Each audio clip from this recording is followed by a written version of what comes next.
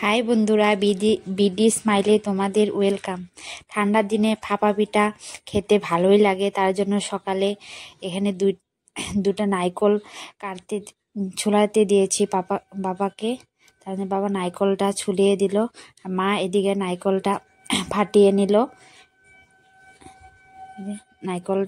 নারকেল দুইটা ফাটিয়ে নিল।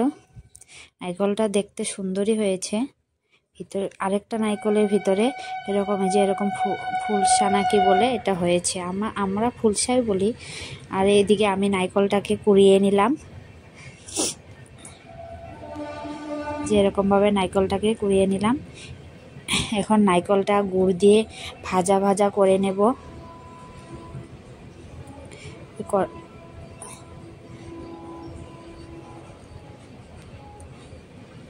এরকম ভাবে নারকেলটাকে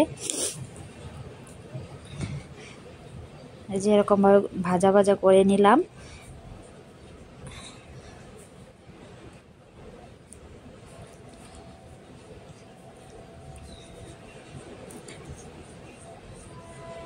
যে ঢেলে নিলাম নারকেলটাকে। এদিকে চাউলের গুঁড়া নিয়েছি, মা এদিকে লবণ দিয়ে দিল।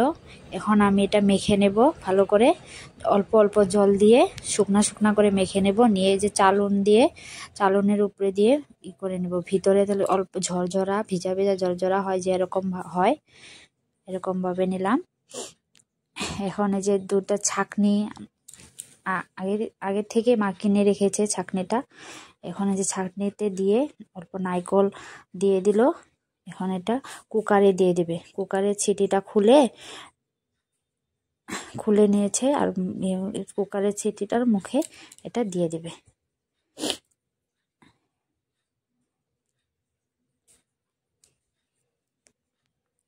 এরকম ভাবে যে কুকারের ছিটিতে দিয়ে দিয়েছে। এখন এরকম ভাবে সবগুলি পিঠা বানিয়ে নেবে। দেখো কি সুন্দর হয়ে গেছে পিঠা। কার ভালো লাগে প্লিজ সাবস্ক্রাইব করো। Bye bye.